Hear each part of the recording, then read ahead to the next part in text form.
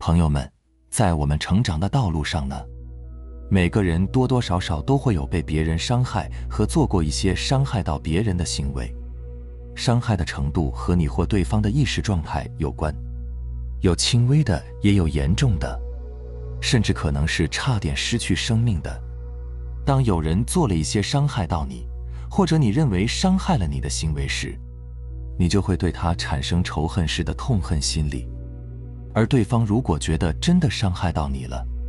他也会产生内疚式的悔恨心理。反之亦然，你可能会觉得他或者是你自己当时明明可以不那么做，换一种方法就能避免那些伤害了。虽然看似好像可以避免，但是这些行为其实都是不可控的。当时你或是对方的意识状态很可能是深度的无意识状态，你们没有选择，你们只是做了当时你们认为该做的事。很多人在做过这样的行为后呢，都会觉得不可思议，说我当时怎么会这样？我是怎么了？有这样的疑问，就是因为他们当时的无意识，是他们不知道自己当时的行为。当你了解了我们小我无意识的原理后，你就可以放下很多过去的仇恨和内疚，因为事情已经发生了，你不可能再去挽回。抓住不放只会消耗你的能量，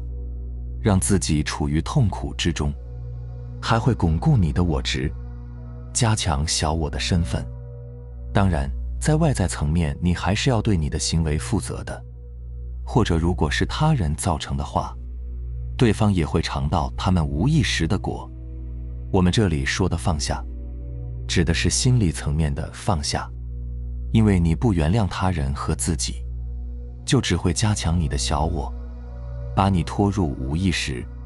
制造更多负面思想和情绪能量，阻挡你与本体，也就是与你本质的联系。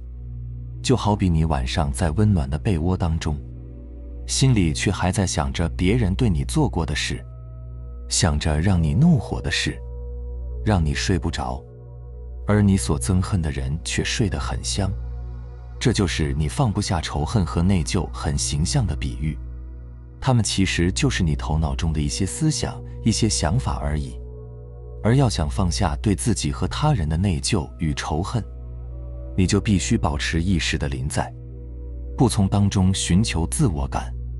也就是不从内疚和仇恨当中寻求自我感来加强小我的身份。当你不借其加强小我的身份时，那股内疚和仇恨的能量就会慢慢消失。这种能量是可以影响你的心身健康的，它们是很多疾病的元凶，所以你越早放下越好。这里所说的内疚和仇恨呢，也同样适用于那些比较细微的无意识模式，比如你的同事不小心踩了你一下，如果你没有足够的临在，这时你自动的情绪化反应就会启动，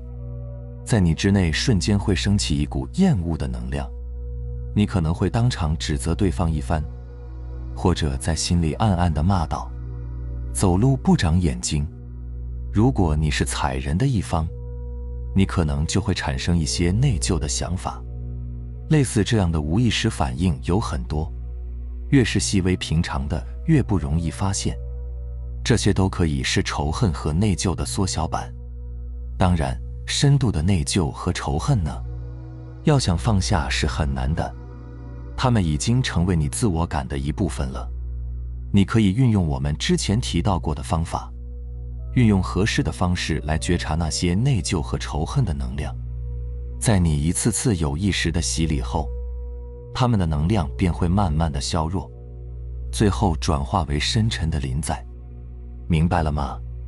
好了，非常感谢你能看到这里，希望能对你有所触动和启发。我们下期再见。